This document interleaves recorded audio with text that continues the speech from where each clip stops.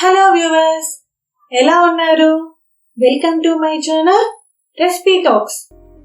ఈరోజు మీకు ప్రసాదం రెసిపీ చూపించబోతున్నానండి. పండుగలప్పుడు ఎలాంటి హడావిడి లేకుండా కమ్మగా నోట్లో వేసుకుంటే ఇట్టి కరిగిపోయే గుల్లం మాదిరి టేస్టీగా అండ్ ఈజీగా చేసుకునే ప్రసాదం రెసిపీ అండి.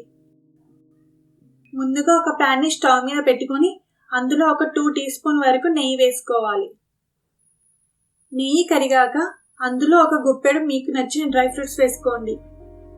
ఈ డ్రై ఫ్రూట్స్ని మంచిగా దోరగా వేయించుకోవాలి. ఇలా దోరగా వేగాక ఒక బౌల్లోకి తీసి పక్కన పెట్టుకోవాలి. తరువాత అదే ప్యాన్లోకి 1 కప్ గోధుమ రవ్వను తీసుకోవాలి. మీ దగ్గర ఎర్ర గోధుమ రవ్వ ఉంటే అది వేసుకోండి, అది ప్రసాదం చేయడానికి ఇంకా బెస్ట్. ఈ గోధుమ రవ్వని స్టవ్ని లో ఫ్లేమ్లో పెట్టుకొని చక్కగా వేయించుకోవాలి.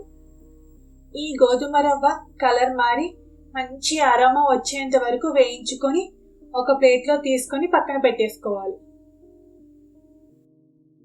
ఇప్పుడు అదే ప్యాన్లో మనం 1 కప్పు గోధుమ రవ్వ తీసుకున్నాం కదండి, అదే కప్తో 4 కప్పుల వాటర్ తీసుకోవాలి.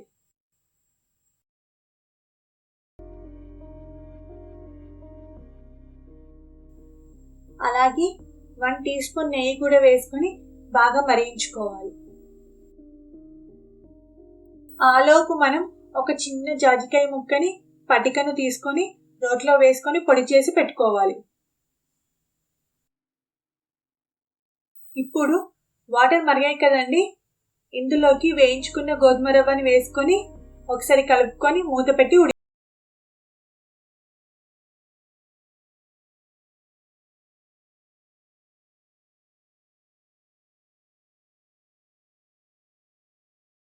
రవ్వ దాదాపు ఉడికిపోయిందండి. ఇందులోకి 1 కప్పు బెల్లం వేసుకొని కలుపుకోవాలి.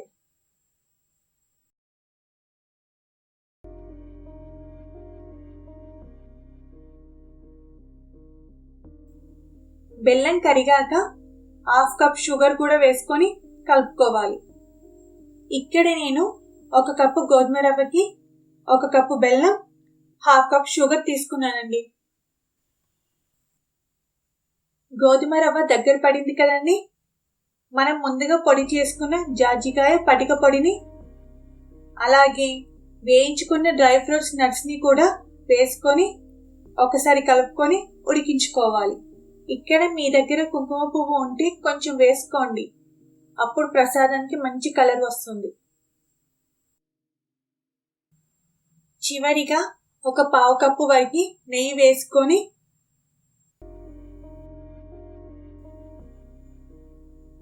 1/2 టీ స్పూన్ యాలకుల పొడి కూడా వేసుకొని కలుపుకొని మూత పెట్టి ఒక 5 మినిట్స్ ఉడికించుకోవాలి.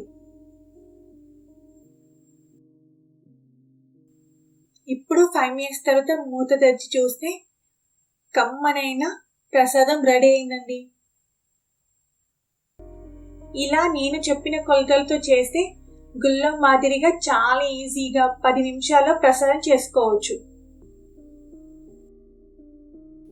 Thank you for watching my videos. Please like, share, subscribe my channel.